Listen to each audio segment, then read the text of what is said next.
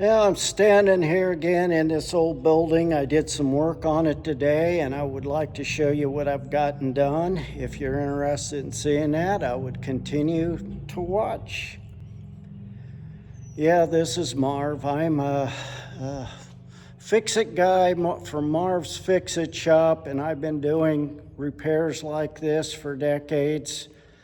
70 years old, it's about more than I can handle, but I wanted to bring you another video showing you what I got done. Let's get on the lift and go up and see what we have.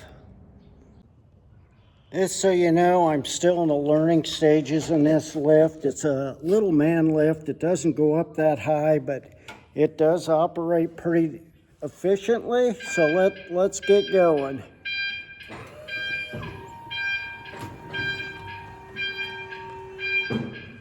It's kind of hard to do this and hold the camera at the same time, but let's go.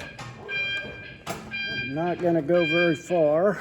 We'll stop right there and we'll put it in the up mode. So let's go up.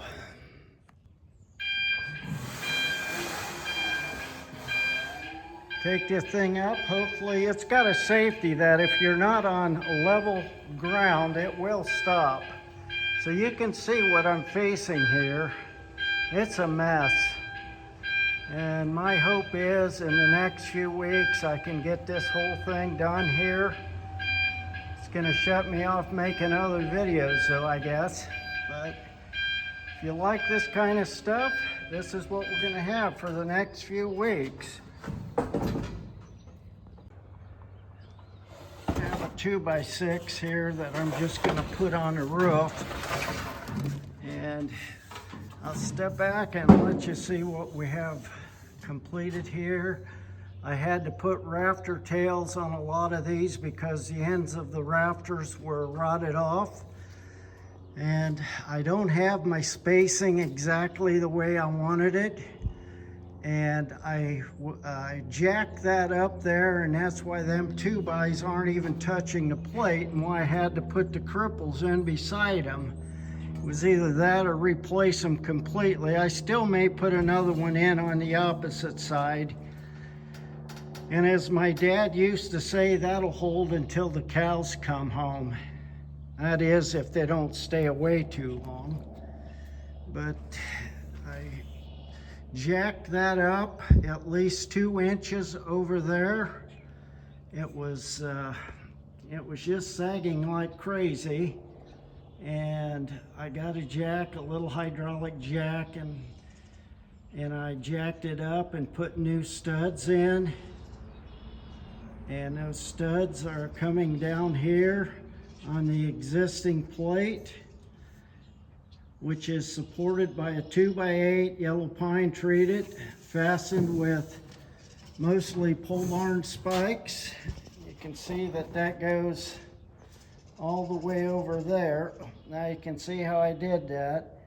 And I toe-nailed those in, the bottom of the studs in. Toe-nail is just something where you angle the nail in, and you see that joint right there? I'm going to throw a 2x6 or something over that yet. I just don't like it, but I don't like butt joints like that with 2 plates. You're always supposed to lap those. And I did put a piece on top to help hold it together. Now I need to get something here on the side, maybe 2 foot on each side of it, or 16 inches. I don't know. We'll see what works out. And put the double plate in the best I could. I had to slip it in after the fact yesterday, or no, I guess it was, it was a couple days ago I did that. You can see the rubble that we're getting accumulated here on the roof. That is really becoming a mess. I need to get the shovel and broom up here and just clean that up, I guess. I've got it pretty straight, not as straight as I'd like to get it, but boy, I'll tell you what, I'm not working with a whole lot of straight lumber here. It's a good cleanup, and what I'm gonna do yet was, well, what I started to say, a good cleanup would make a difference in the way it looks. I need to fasten a 2x6 here for a nailer, and I have my nailer up there, 2x4, plus I got my purlin nailers up there. One here, I'm gonna go every 2 foot on center. To do that, I have to tear some of this sheeting off so it comes down, and so I can get my 2x in that top rafter that you see there. Otherwise, I would have to put the nailer across the top of the shingles, and it wouldn't be on the same plane, and it would be crooked, and I don't want that.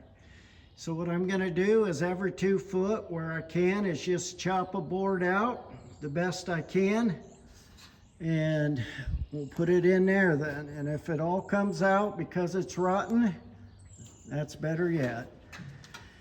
Hopefully I'll finish these 2 sections tomorrow, and I'm really hoping I get the 2x8 on this section right here. You can see where it's missing. I need to clean all that wiring up and all that debris, and if I get a new 2x8 up there and start cleaning that rubble out of there and cutting that old lumber out, that's gonna look a lot better by the end of tomorrow. That is if we don't have rain. And I'm just gonna make these short videos for you so that you can see the process and the progress mostly. But I have myself set up down there, plus I use my cordless drill or cordless saw and sawzall here in the platform.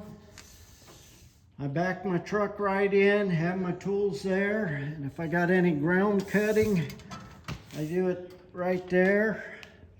I'm using that old Rockwell 50-plus-year-old saw that I worked on the other day, or a couple weeks ago. It's really turned out nice. I need someone to probably be a ground man when I'm down here working. It would just be a lot better.